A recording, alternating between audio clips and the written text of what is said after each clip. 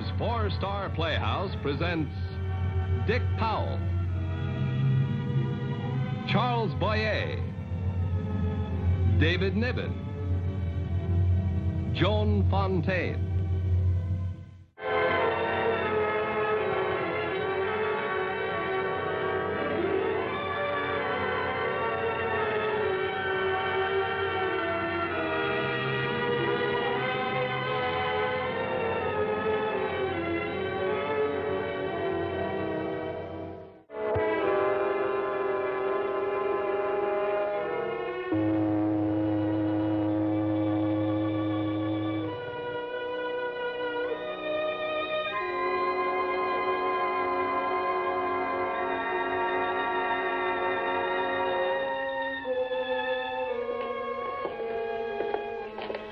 The controller is on the veranda. Thank you. Controller Court? Yes. My name is Wycliffe.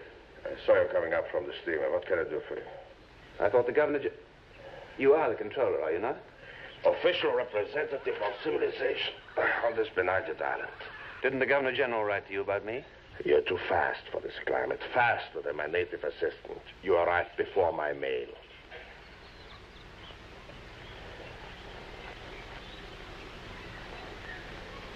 It is coffee time. Will you join me? I'd like to join you very much, but I don't have long. I want to catch the steamer before she turns around. I need your help. You have it.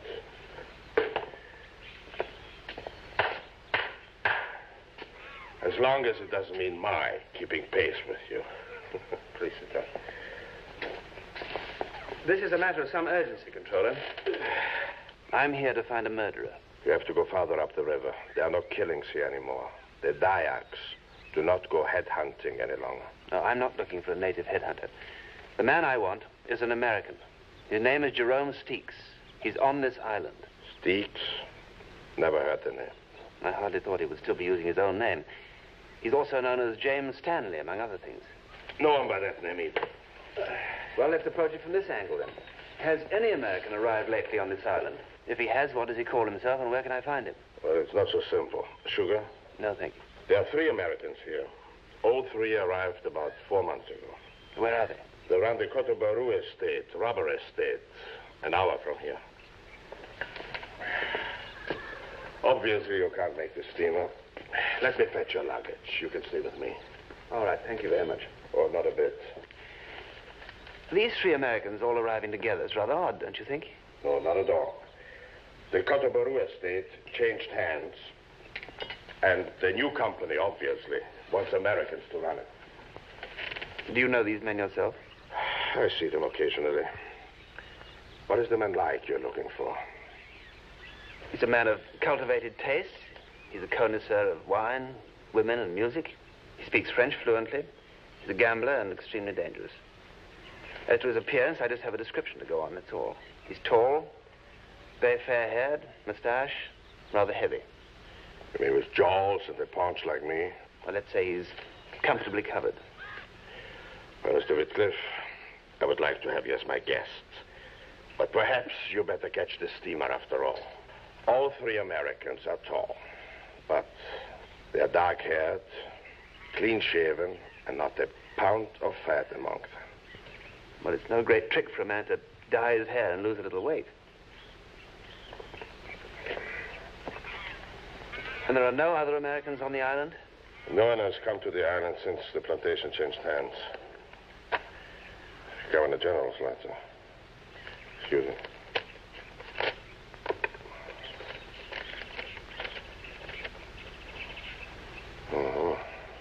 I see. You're on official business. May I ask you who this man murdered? His wife, for rather sordid reasons. I see. And you think it is possible that this man is one of the 3 Americans in spite of what I tell you? There is no question about it. This man has never seen you before? No.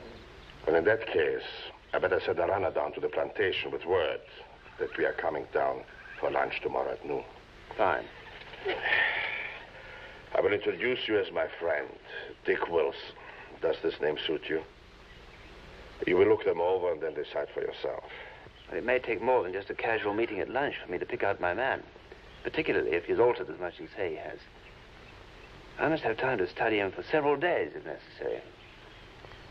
Maybe I could say I was a stockholder of the company, that I was traveling around these parts and I wanted to see how the plantation was being run. Well, you think it is safe if this man is dangerous? Sometimes, Controller, one must just trust to luck.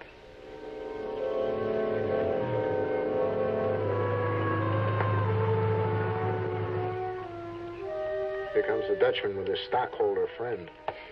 Stockholder, huh? Well, this should be very interesting. Good morning, gentlemen. Hello, Controller. May I present Mr. Wilson, Mr. Morgan, Mr. Fisher? How do you do? How are you? How do you do? Where's Stevens? He'll be right here. He's over at the chemical shack. Want a drink? A little later, I think. Do you fellas mind if I stick around for a while? I won't be in your way.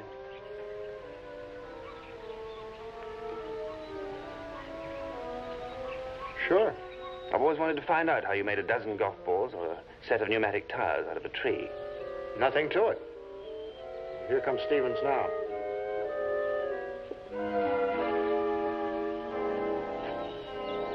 Never late for a meal.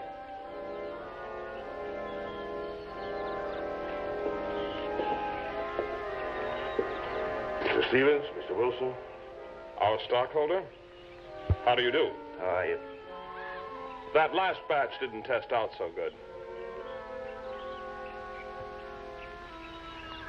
Let's eat.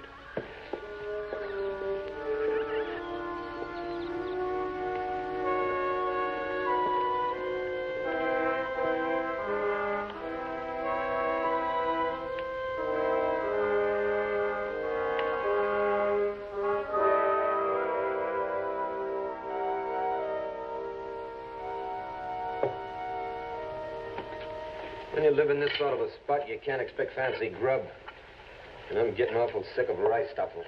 It's always been a mystery to me why men choose to live their lives in this part of the world. The climate's appalling, the food is uninspired, and the mosquitoes. Maybe they don't choose. Well, the East gets in your blood, unfortunately. That's your trouble, Fisher? What do you mean, my trouble? You said that maybe some people don't choose to live here. Do you have the East in your blood? No, I don't. I wasn't talking about myself. Who were you talking about? Nobody in particular. You know just as well as I do, there's plenty of people who live out here because Borneo is about as far from civilization as they can get. What do you fellows do for recreation here? Sleep mainly, and drink, with an occasional trip to Batavia. We play a little pinochle, me and Morgan. Stephen doesn't play cards. Never could get interested. Then you must be the reader of the party. Why do you say that? Oh, I noticed quite a collection of books. Fat lot of good they'll do Stevens. All in French. Any of us, for that matter. The legacy from the previous owner of the place. Let's have some music, huh?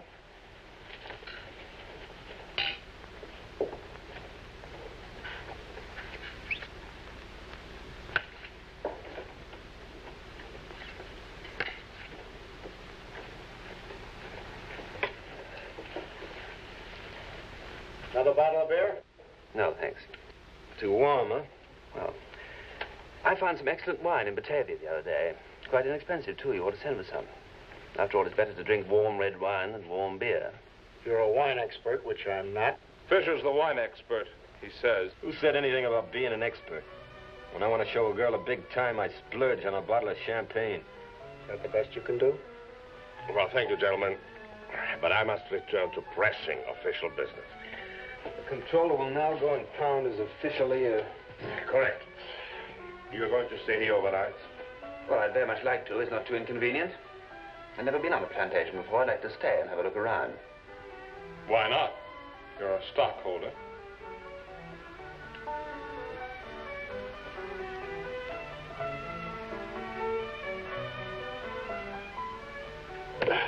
So you want to stay? More than ever. Still convinced? Baffled, but still convinced. Well, you're taking a grave risk. These men were not themselves today. A certain hostility. Yes, I felt they were on edge, and that makes me more certain than ever that one of them is Steeks. But which one? Well, frankly, at the moment, I haven't the faintest idea. When I can be sure that Stevens, for instance, is not a card player, that Morgan is not a wine drinker, and find out why Fisher lives here against his wishes, then I shall be near a solution. the moment, the thing that really interests me is which of the three has a bottle of hair dye? Well, I must be going. Please be careful.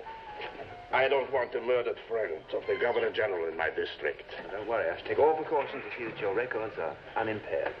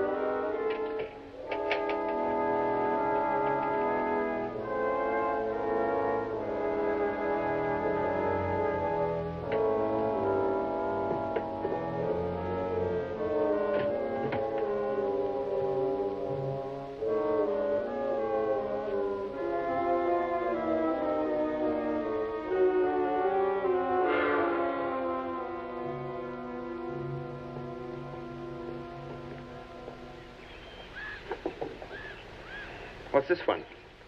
Another coagulant, formic acid. Oh, it stings. Not surprising. Used to be prepared by distilling red ants.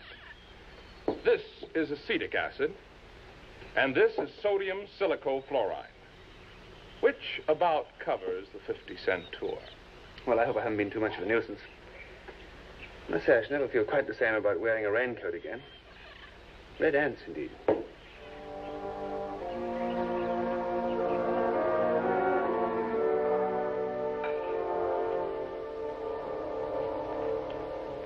Well, Mr. Wilson, did you find out what you came for?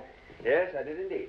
And very interesting, too. What exactly did you come to find out? No one thing in particular. I just wanted to get an overall impression of how the plantation was being run. No, that's not what I meant. No? Fisher means when you were searching our room this afternoon. I see. The stockholder story won't do, Wilson. We knew you were a fraud before you got here. You see, there are no stockholders in this company. We're the company, if you want to know. I hope you keep on finding it that funny, Wilson. We don't. Let's have it, Wilson, if that's your name. No, as a matter of fact, it's not. And you're quite right. I do owe you an apology and an explanation. Make it good. I'll let you gentlemen be the judge of that. The reason I came here was because I wanted to find out which one of you three is a murderer.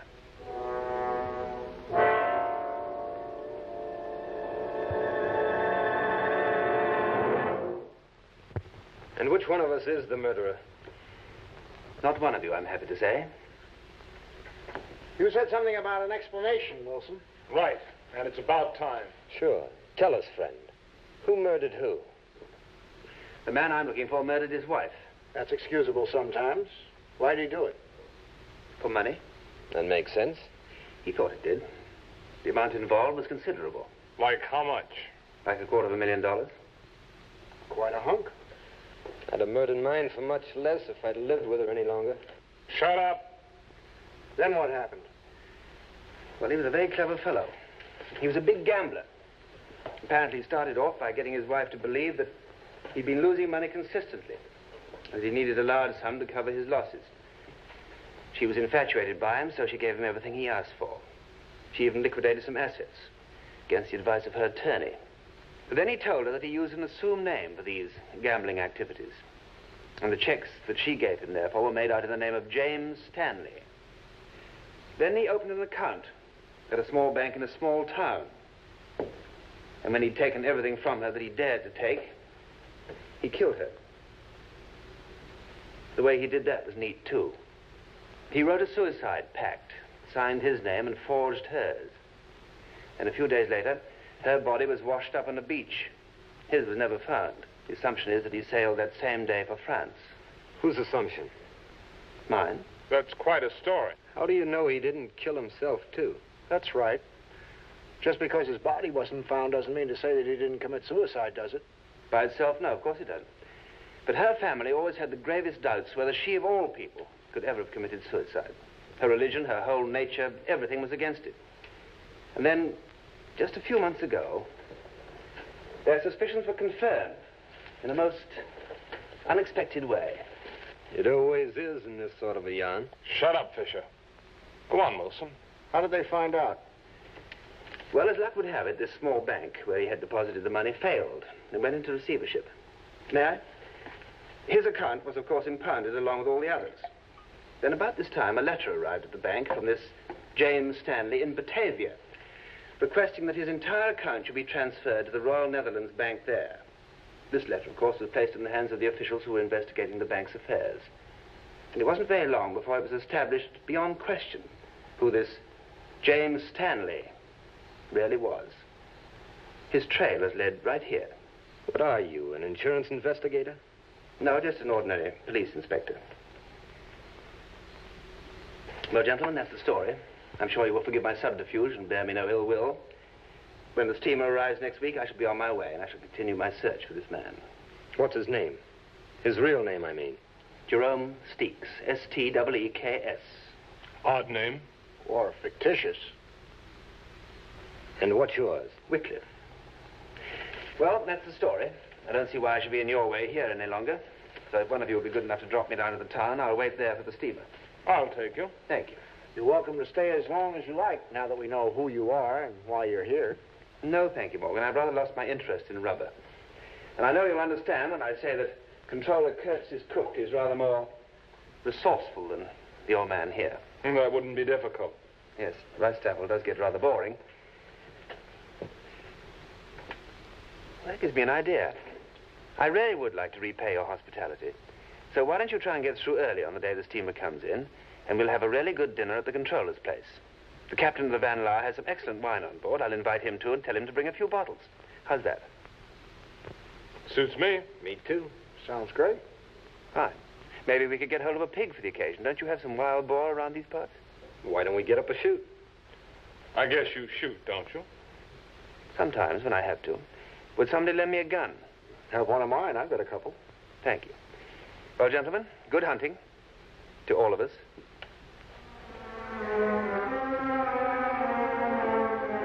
This is suicide.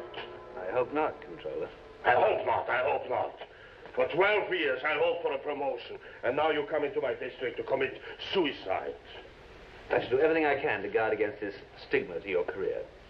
Now, what I'm trying to do is to force our man into making a move against me.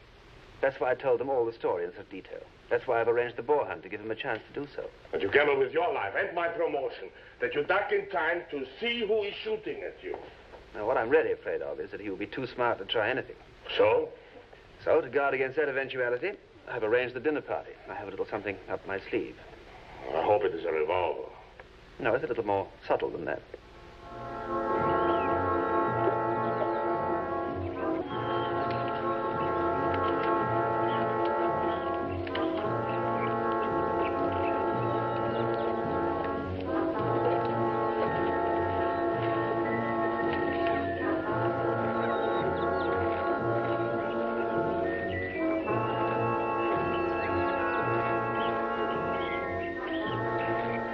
We'll spread out from here. I don't suppose you've ever hunted pig before. No, birds have been about my limit. Don't worry. The boy here will look out for you. Is he an expert? He was an expert headhunter once, but he tells us he reformed. Oh, that's a relief. Now, about his pig, how does one... You don't even have to go after them here. Once the boys have set one moving, he's after you, and you'd better be fast. They can outrun anything on 4 legs in this terrain. They found. We better spread out. And if you miss him, jump for a tree. Right.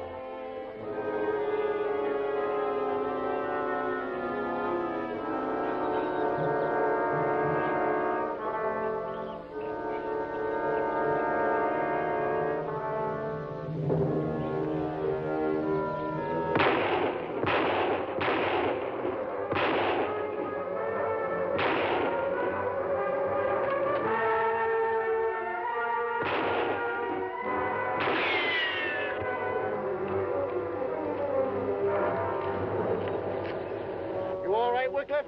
That was close. Our own houseboy. Who got him?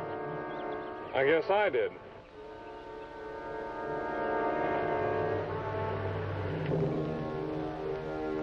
I guess we both did. Probably trying to impress a girl with your distinguished head, Wycliffe. They still try it occasionally. A sort of a hobby with them, you know. When there's an hour in the month, I suppose. With all of that, did anyone get a pig? 2. And one long one.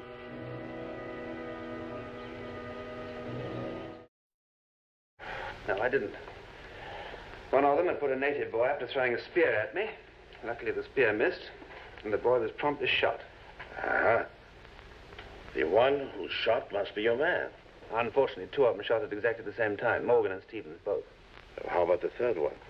Fisher, wasn't it? If he's our man, he might have been smart enough to hold his fire so that the others did the dirty work for him. Then you're no farther than you were before.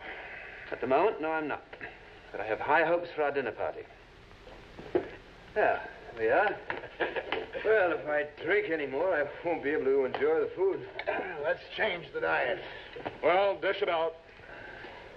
Well, we have to thank Captain Van Schell for this delicious pate and for the Bordeaux Aubryon 34, a great wine. Don't you agree, Captain? Beautiful, beautiful. This gentleman knows about wine. Most people I meet on my ship know nothing but whiskey soda. Or gin heads. What's wrong with whiskey? Oh, the only trouble is that once you've drunk it, there's nothing left to talk about. Magnificent. Magnificent. I tell the story of the Frenchman who invited an American to dinner. The Frenchman was something of a gourmet, so he opened one of his more precious vintages and filled a couple of glasses. Then he proposed a toast to the American. The American acknowledged the toast and started to drink. But the Frenchman stopped him and he said, "Oh, no, monsieur. No true lover of wine ever acknowledges a toast like that." The American asked what he'd done wrong. And the Frenchman said, "Well, first you lift your glass and you admire the beautiful color. Then you savor the bouquet of the wine." By this time, the American was getting impatient, and he said, "And now do you start to drink?" "Not yet," said the Frenchman. "First, you talk about it." After all that, let's have the stuff. Yes, of course. But, first of all, allow me to ice it for you. Don't put ice in that.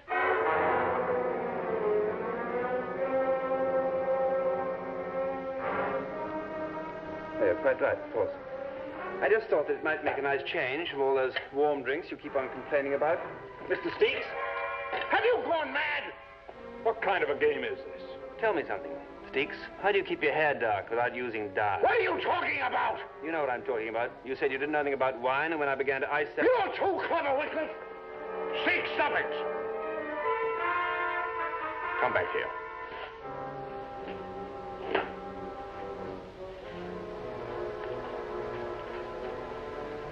I should have killed you myself instead of putting the native boy up to it. You're right. I still want to know about your hair. You're a smart fellow. I thought you could have figured that out by yourself. My hair has always been dark brown. When I began living by my wits, I knew I'd have to hide out someday, so I bleached it light and kept it that way, knowing I could grow it back whenever I wanted to.